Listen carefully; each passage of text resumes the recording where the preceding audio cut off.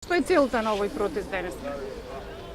Светскиот македонски конгрес и Македонски манифест, како и Сојузот на Сдруженијата на македонците од егејскиот дел на Македонија, се организатори на протест пред Министерството за надворешни работи заради посетата на грчкиот министер за надворешни работи Никос Коджијас на Македонија и разговорите со неговиот македонски колега.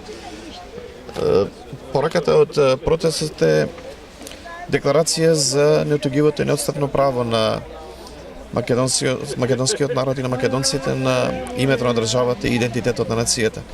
Бараме безусловен крај на разговорите за промена на името на државата со владата во Атина и упатуваме порака дека одлуката на македонскиот народ и граѓаните на Македонија дефинирана е уште со референдумот од 8 септември 1991 година за самостојна и суверена држава Македонија без додавки и без прибавки, со одлука на референдум која што по устав е задолжителна за сите. Го отврдаме пристапувањето на Македонија во Европската унија и НАТО алијансата заради грчкиот геноцид врз македонскиот народ, антимакедонизмот на Грција и нашива со всичкото барање на владата во Атина за промена на името на државата и идентитетот на нацијата. Европската унија и НАТО алијансата не се достојни за македонското знаме. Зашто протестирате во име на македонскиот народ и држава, а никаде го нема македонското? Светскиот македонски конгрес е меѓународна невладина организација, се македонски символ е 16-зрачното златно-жолто сонце на црвена основа. Но ова не е знаме на Македонија. Ова е знаме. Ова е знаме на македонците во целиот свет. Сметате дека државното знаме не треба да биде овде? Државното знаме е во институциите на власта. Вашата порака што испраќате, ова не е ли голема провокација во момент кога Македонија се обидува, ги вложува сите напори да влезе во НАТО? Ние го отврламе членството на Македонија во Европската унија и НАТО и сметаме дека не е демократија членството на Македонија во овие сојузи на држави за кои што вредно за солидарност со Атина и Софија е промена на името на државата и идентитетот на нацијата.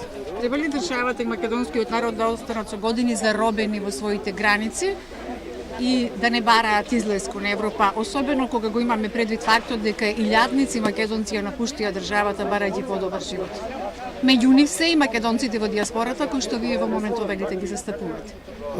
Токму заради вашата констатација, слобода на движење имаат државјаните на Република Македонија, меѓутоа демократија и отврлањето на членството на Македонија во Европската унија и НАТО алијанса, тоа не значи затварање на Македонија, соработка со сите, меѓутоа врз меѓународниот принцип на еднаква сувереност, што подразбира заемно почитување, соработка по сите прашања од заеднички интерес, врз основа на реципроцитет и немешање во внатрешните работи.